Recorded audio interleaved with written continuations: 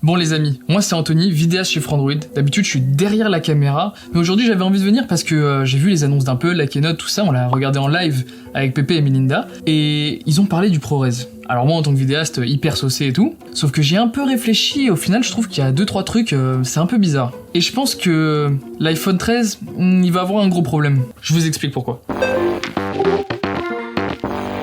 On l'a vu pendant la conférence, Apple a vraiment mis un gros coup sur la vidéo, on l'a vu avec Catherine Bigelow, double oscarisée, pour parler justement de toutes ces fonctions que l'iPhone va apporter grâce à son mode cinématique. Un mode très intéressant que j'ai vraiment très hâte de tester. En plus de ça, ils ont pris le temps de développer les fonctionnalités, on a vu avec la mise au point automatique qui va permettre de suivre son sujet en gardant justement la mise au point sur lui, et on va pouvoir changer la mise au point même après l'enregistrement, et ça c'est très fort. Par contre, il y a un petit truc, ils en ont parlé mais vraiment quelques secondes, c'est l'arrivée de l'Apple ProRes. Alors forcément, en tant que vidéaste, très content de voir ça, mais par contre, en y réfléchissant un peu, j'ai compris qu'il y avait 2-3 trucs qui clochaient un peu. Déjà, l'Apple ProRes c'est quoi? C'est un fichier qui est bien moins compressé que l'H264 ou l'H265 et qui va nous permettre d'avoir un maximum d'informations à pouvoir traiter en post-production, et en plus de ça, c'est un codec qui est vraiment plus facile pour les logiciels de montage à décoder, dans le sens où le logiciel et l'ordinateur donc aura besoin de moins de calculs à faire pour décompresser le fichier. Qui dit moins de compression des fichiers signifie aussi des fichiers plus lourds et donc qui vont prendre plus de place sur l'iPhone. Pour bien se rendre compte,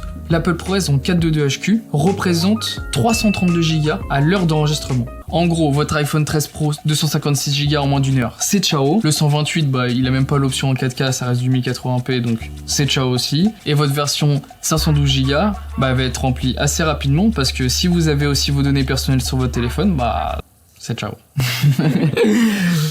Et justement, c'est là que les problèmes commencent. Déjà, l'iPhone n'a pas de système de stockage externe. Même si on peut brancher un disque dur dessus, on ne pourra pas enregistrer directement sur ce disque dur. Ce qui signifie qu'on sera obligé d'attendre que l'enregistrement remplisse notre iPhone pour pouvoir copier les rushs soit sur un ordinateur, soit sur un disque dur ou une carte SD. Le deuxième problème, c'est justement comment on va pouvoir transférer ces fichiers lourds. Parce qu'avec AirDrop, beaucoup trop lent. Et le port Lightning de l'iPhone, c'est l'USB 2. Donc on va devoir attendre peut-être plusieurs trentaines de minutes selon la taille des fichiers, voire même des heures. Et ça, c'est inconcevable pour un tournage. Pour avoir été sur des tournages, on a des grosses contraintes au niveau du temps, justement. On peut pas se permettre de faire attendre toute une équipe plusieurs heures pour copier des rushs. Soyons clairs et honnêtes, le temps c'est de l'argent.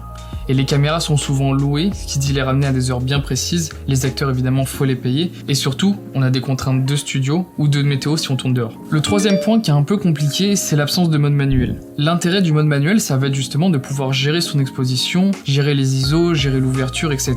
Et là on n'en a pas du tout. L'utilité de l'Apple ProRes, c'est justement de pouvoir gérer ses fichiers en post-production et avoir une certaine facilité de traitement. Pour l'étalonnage, avoir plus d'informations dans ces fichiers, c'est hyper intéressant. Mais quand on a une balance des blancs automatique qui va fluctuer entre le froid et le chaud, donc entre le bleu et le orange, ça va être beaucoup plus compliqué à traiter. Certaines applications permettent d'accéder à ce mode manuel, comme Filmic Pro par exemple, mais on ne sait pas encore si l'Apple ProRes va être partagé avec les applications tierces. Alors attention, cette analyse je la fais en tant que vidéaste ayant déjà travaillé sur des tournages avec de l'Apple ProRes. Demain, rien n'empêche Apple de sortir un Apple ProRes optimisé pour l'iPhone, et selon moi, c'est ce qui va se passer, ce qui ferait que les limitations que je vous ai annoncées seraient considérablement réduites. Ce qui m'a poussé à faire cette vidéo, c'est justement Apple qui a axé sa communication dans le haut de gamme de l'audiovisuel, c'est-à-dire le cinéma, avec son mode cinématique. Son mode cinématique, ils en ont parlé pendant plusieurs minutes, alors que le ProRes, il a été évincé en quelques secondes. Et quand on fouille un peu, on se rend compte que le ProRes, justement, apporte énormément de contraintes. Et on peut se poser la question de,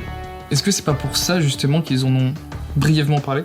Néanmoins, je pense que l'iPhone est une très bonne caméra pour plein d'utilisations dans l'audiovisuel. Pour les journalistes, pour les étudiants en cinéma, et même pour les créateurs de contenu. C'est une caméra qui a fait ses preuves et on est content que Apple travaille encore dessus pour encore améliorer le système vidéo. Mais je pense que c'est pas fait pour une utilisation cinéma, elle a plein d'autres utilisations grâce à son capteur LiDAR ou en tant que moniteur ou même en tant que caméra secondaire, mais en tant que caméra principale, ça reste compliqué. C'est pas impossible, ils l'ont bien montré dans leur vidéo de présentation, mais c'est compliqué. On a quand même hâte de tester ce mode ProRes, qui sera d'ailleurs pas disponible en même temps que l'iPhone, mais qui arrivera sûrement courant de la fin de l'année.